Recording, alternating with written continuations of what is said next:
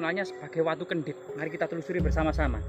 Jadi lokasi ini cukup rahasia ya, sebuah cekungan yang berbentuk bulat yang dikelilingi oleh tebing-tebing yang sangat tinggi. Dan saat ini memang menjadi dikelola oleh warga ya, baik itu ditanami singkong, jagung, durian, pisang ya, luar biasa sekali. Di area ini ternyata surga pisang dan surga durian. Coba mari kita lihat ya. Dari segi beberapa artefaktual dan batu-batuannya ya, misalnya memang ada jenis-jenis batu yang aneh, misalnya seperti ini ya, seperti tengkorak manusia ini ya. Jadi jenis batunya itu memang berhubungan dengan magma ya, magma beku pada masa lalu ya. Nah, ini luar biasa sekali, warnanya juga sangat unik. Dan masyarakat selain kemudian menanam tanaman singkong, pisang, durian, juga porang juga ditanam di sini ya. Nah, selain itu juga kacang tanah juga banyak di sini dan sangat bermanfaat. Talas bening, entah sebab apa talas bening ini pernah kemungkinan ditanam, tapi saat ini ditinggalkan.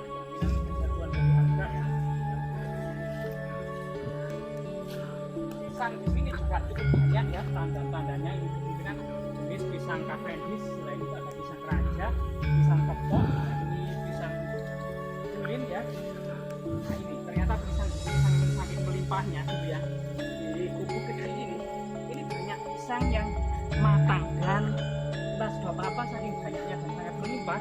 Nah pisang ini pemiliknya sampai kemudian belenger ya, belenger istilahnya itu terlalu sering makan pisang.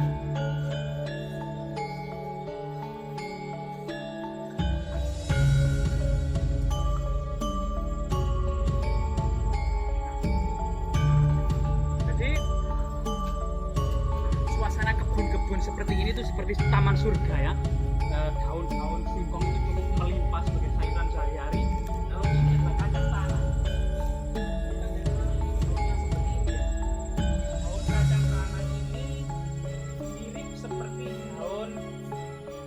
Alfalfa, jadi rumput alfalfa. Kacang tanah ini rumput apa namanya, daunnya ini mirip dengan rumput alfalfa, yaitu rumput makanan kambing dengan apa namanya, dengan kondisinya apa namanya ya, rumput alfalfa ini mirip tanaman kacang tanah. Dan memang baik itu daun kacang tanah maupun rumput alfalfa ini mengandung banyak sekali protein yang di Jepang. Rumput alfalfa maupun kacang tanah ini adalah untuk makanan sapi Kobe Jepang yang terkenal dagingnya itu sangat enak karena memiliki tekstur campuran antara daging dan lemak itu menyatu.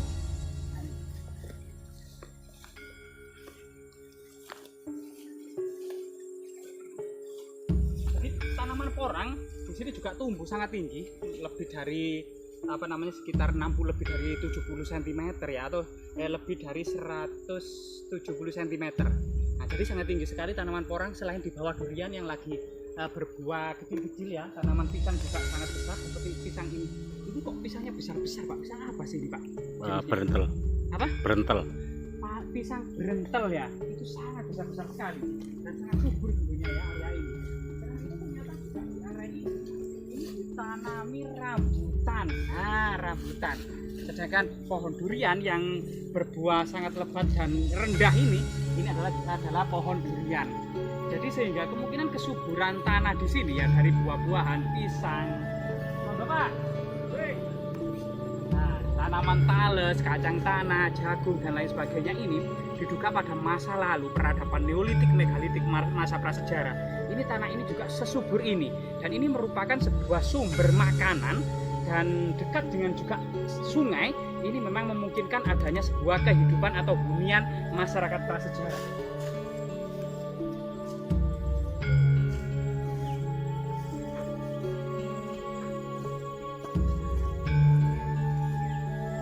Selain itu di sini juga sebenarnya di area ini juga surga kopi ya. Ada 3 jenis kopi yang ditanam di sini yang memiliki cita rasa yang sangat khas. Yang pertama adalah kopi Excelsa, kopi Arabica dan Robusta. Namun yang paling banyak adalah Robusta dan Excelsa. Ini cukup banyak kopi di sini. Di sini ada jalan tapak jalan tanah yang biasa dilalui oleh para petani membawa apa namanya, rumput untuk pakan ternak maupun membawa hasil bumi dari kebun-kebun mereka. Karena di atas ada gunung dan perbukitan yang sangat indah.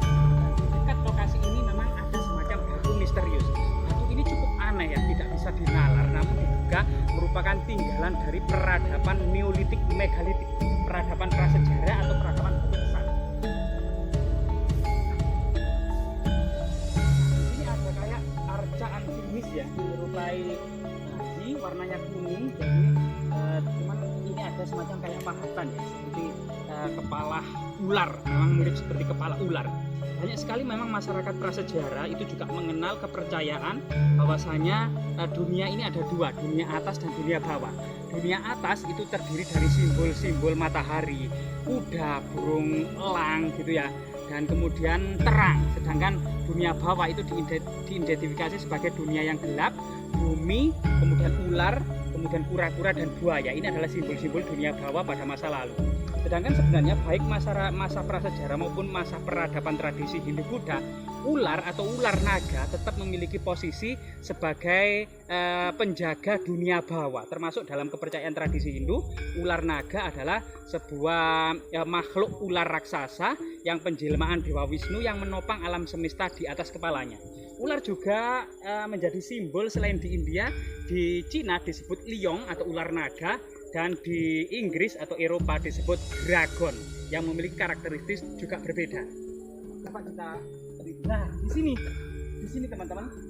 Jadi di sini ini kita juga membutuhkan sebuah kajian yang cukup menarik. Selain ada beberapa bercak warna hijau, di sini ada memang sebuah batu yang memiliki semacam upawita atau tali kasta, atau semacam memiliki selendang, atau memiliki semacam, kalau bahasa Jawa lokal sini adalah kendit atau sabuk ya, ikat pinggang, itu namanya kendit. Jadi batu dengan ikat pinggang seperti ini ada 4 ya, 1, 2, 3, 4 yang ini yang sebelah timur ini menyatu, dan yang sebelah barat ini memang ada renggang. Jadi ini ada semacam upawita di atas batu ini.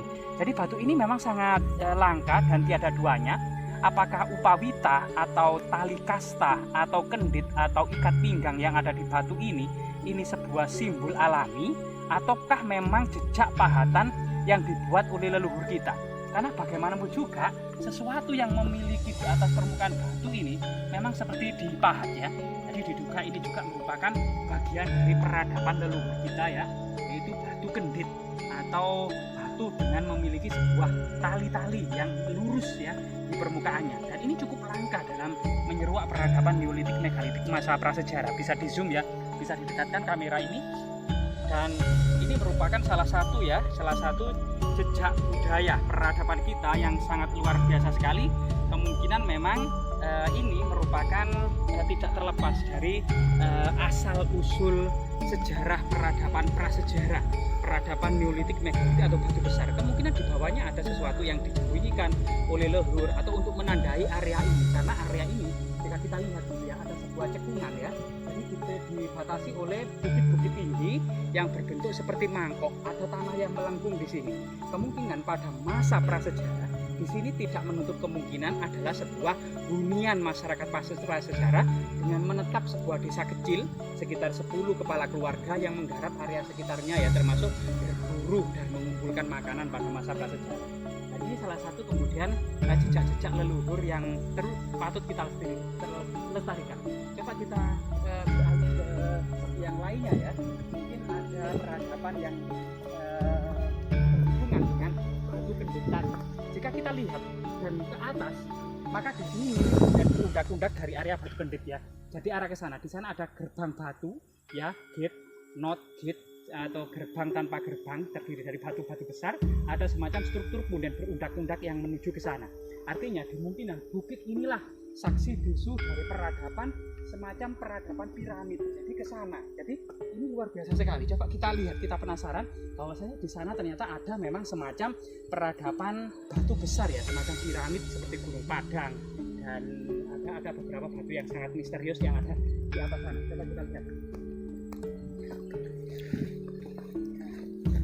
Saat ini memang bukit ini dibersihkan dan ditanami bukit, sehingga memungkinkan itu kemudian struktur dan batu-batu besar raksasa yang ada di atas sana ini terlihat memiliki formasi tertentu.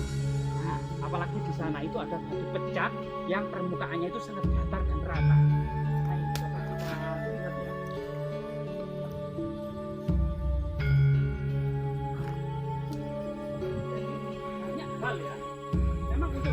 selatan dari Kecamatan Gondang ini, entah sebab apa, Van Heckeren itu tidak banyak menulis dalam catatan-catatan tentang peradaban prasejarah Neolitik Megalitik.